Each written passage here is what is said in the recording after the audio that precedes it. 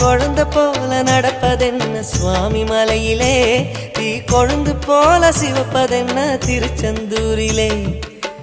குழந்தை வேலன குஞ்சி விளையாடலாம், கோபக்கார குமரன எப்படித்தான் ஆடலாம்.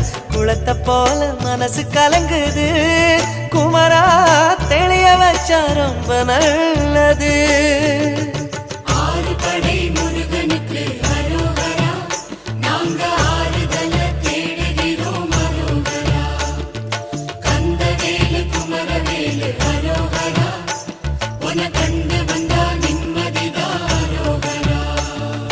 பழனியிலே சந்நியாசி, தணிகையிலே சம்சாரி, ஓம் கணக்கு புரியலையே முருகா, ஓம் கணக்கு புரியலையே.